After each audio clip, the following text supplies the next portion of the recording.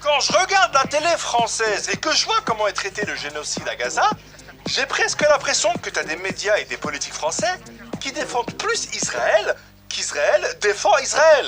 Et le pire, c'est qu'ils ne se rendent même pas compte qu'ils sont passés de condamner le Hamas à soutenir les atrocités d'Israël. Du coup, on va voir pourquoi depuis le 7 octobre, on a parfois l'impression qu'en France, le droit international a pris congé.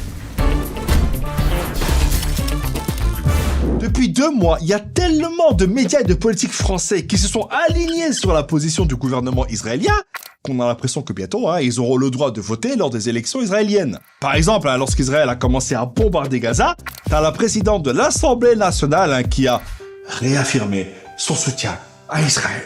Israël est un pays ami, à qui je veux réaffirmer, au nom de la représentation nationale, notre totale solidarité et notre soutien inconditionnel. Ensuite, en voyant Israël tuer des civils et des enfants, je crois qu'elle s'est dit que c'était trop et qu'il fallait soutenir Israël, mais directement sur place. Et c'est là où je me dis, mais comment tu fais pour soutenir des bombardements?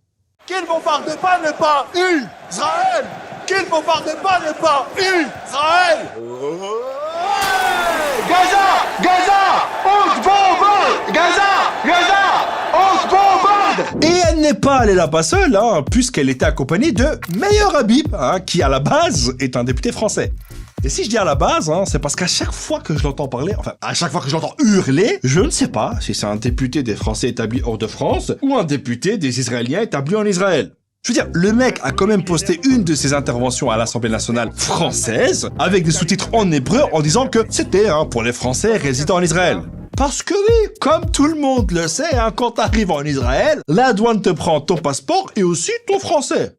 Autre exemple, l'autre jour, Macron a dit, en gros, à Israël, « Faut se calmer, parce qu'on sait pas où vous allez. » Et Meyer Habib lui a répondu, « Non, monsieur le président Macron, Israël ne s'arrêtera pas !»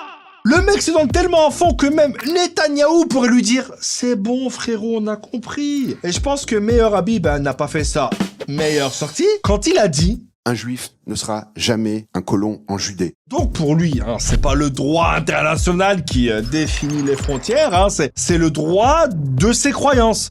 Et du coup, les colons en Cisjordanie occupée, c'est des agents immobiliers. Imagine 2 secondes si un député musulman faisait ce genre de déclaration. Mes chers confrères, comme l'a dit très sagement le prophète de l'islam,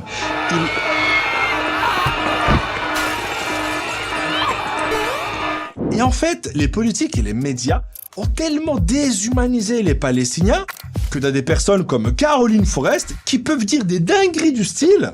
On ne peut pas comparer le fait d'avoir tué des enfants délibérément en attaquant, comme le fait le Hamas, et le fait de tuer des enfants involontairement en se défendant, comme le fait Israël. Genre, si demain, elle écrit un livre sur ce qui se passe, le chapitre qui va parler des enfants tués, elle va l'appeler comment? Oups! Ça va tellement loin que maintenant, il y a carrément une connexion directe entre la France et Israël, avec le porte-parole de l'armée israélienne qui est devenu la star de leur propagande, et qui peut dire « Au calme !» Nous parlons de 13 otages contre 39 terroristes qui vont être libérés des prisons israéliennes. Sans que le journaliste l'arrête en lui disant poliment « Mais frérot, attends 2 secondes. Il y a des enfants dans le lot. De quoi tu parles? Va là-bas avec ta tête là !» Mais le truc, c'est que si par malheur, tu fais le journaliste qui fait son travail, comme ce journaliste de TV5 Monde... Vous venez de dire, le Hamas, comment s'est-il comporté? Je vous demande si vous calquez sur eux. Non. Monsieur, je vous demande un peu de respect, s'il vous plaît. Vous me dites là, c'est une attaque à l'État d'Israël et à Tzahal. Alors reprenez votre propos pour qu'on le comprenne. Non, reprenez-vous votre propos pour que je comprenne. Merci beaucoup, Olivier Raffavelli, d'avoir été avec nous en direct ce soir sur TV5 Monde. Tu risques d'avoir des problèmes parce que quelques jours plus tard, la direction de TV5 Monde s'est désolidarisée de son journaliste en disant que les règles journalistiques n'avaient pas été respectées. Mais je crois que le truc le plus choquant, c'est qu'on était tous choqués de voir un journaliste faire son travail. Je crois que depuis, quand il traverse un passage piéton, même le petit bonhomme vert l'applaudit. Faut savoir que la France est le pays qui compte les plus importantes communautés juives et musulmanes d'Europe. Mais au lieu d'essayer d'être un exemple de paix et de dialogue, les mecs font n'importe quoi. T'as l'impression que les médias, ils invitent des mecs qui veulent lutter contre l'antisémitisme par l'islamophobie. Il y a un antisémitisme couscous. Donc pour finir, j'aimerais simplement rappeler que la cause palestinienne n'est pas une cause qui concerne les Arabes ou les musulmans, mais une cause qui concerne notre humanité à tous. Ciao.